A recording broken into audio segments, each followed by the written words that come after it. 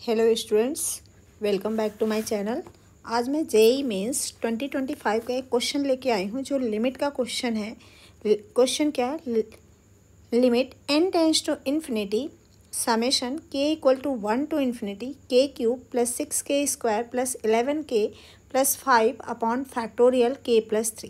तो देखिए, इस क्वेश्चन को सॉल्व करने में यहाँ डिनोमिनेटर में फैक्टोरियल k प्लस 3 दिया है, तो कहीं ना कहीं ऐसा तो नहीं कि न्यूमरेटर जो है वो k प्लस 3 का फैक्टर बन रहा है। तो हम क्या करेंगे कि इसमें k इक्वल टू हम क्या करेंगे, -3 पुट करेंगे और देखते हैं क्या ये 0 होता है, इसका फैक्टर है या नहीं।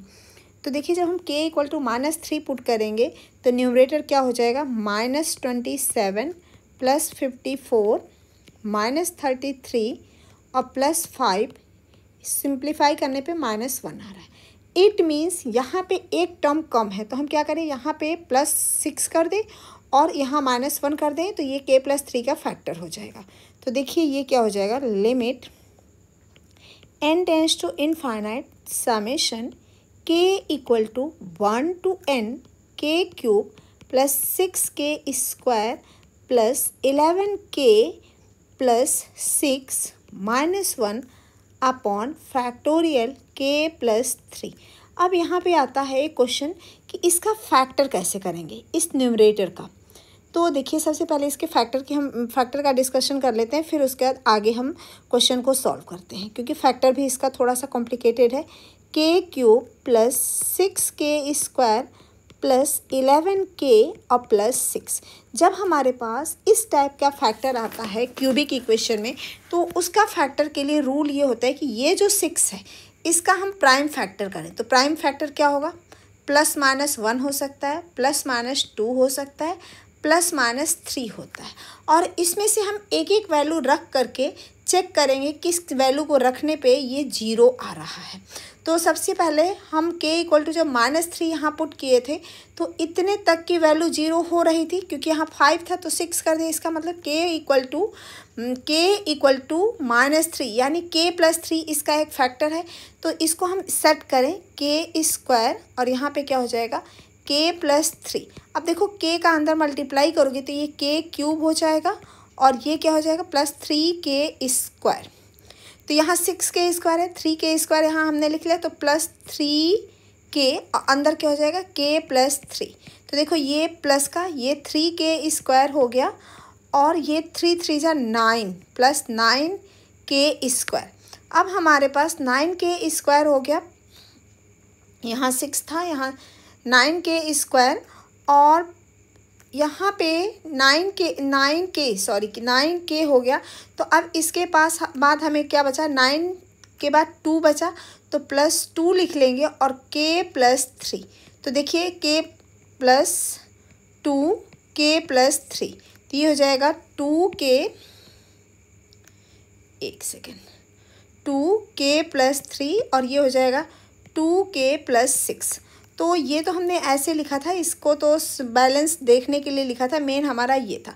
अब इस पूरे में से k प्लस 3 को कॉमन ले लें, तो k प्लस 3 हमने कॉमन लिया तो ये आ गया k स्क्वायर प्लस 3k और प्लस 2। ये तो आप क्लास 10th में इसका फैक्टर कर चुके हो, k प्लस 1 और k प्लस 2 का है, तो k प्लस 3 k प्लस 2 और k प्लस 1 किसका फैक्टर आ गया, k square plus 6k cube plus 6k square plus 11k और प्लस 6 का ये फैक्टर आ गया। तो अब हम इस फैक्टर का यूज करेंगे ऊपर जो हमारे पास ये इक्वेशन दी हुई है, इस इक्वेशन में।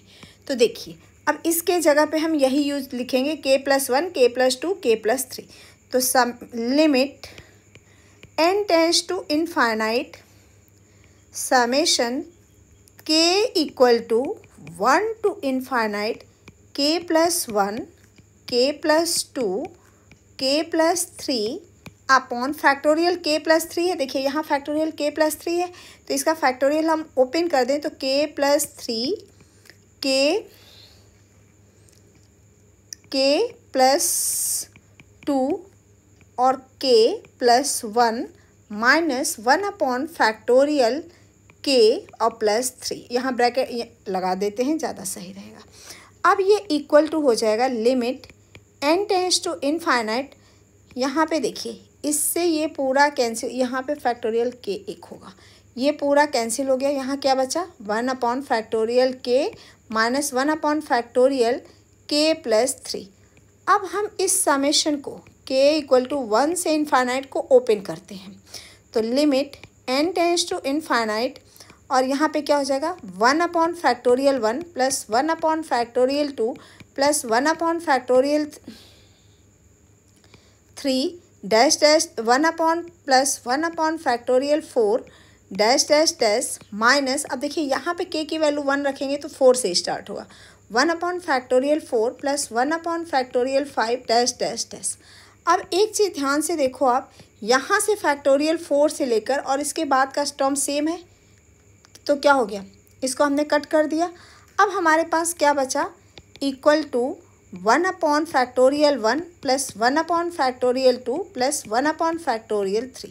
इसको हम लिख सकते हैं 1 प्लस 1 अपॉन 2 प्लस 1 अपॉन 6, और इसको जब हम सिंप्लीफाई करेंगे तो ये हमारा आ जाएगा 5 अपॉन 6। यही हमारा फाइनल आंसर हो गया। तो आप इस क्वेश्चन को दोबारा से एक बार रिवाइज करिएगा, अगर कहीं लिख करके प्रैक्टिस करिएगा। अगर कहीं किसी भी स्टेप में कैलकुलेशन में कोई प्रॉब्लम आती है तो आप हमसे कमेंट करके पूछ सकते हैं कि ये स्टेप्स कैसे आया, फिर मैं इसको कमेंट के थ्रू या वीडियो के थ्रू आपको एक्सप्लेन कर दूँगी। Thank you.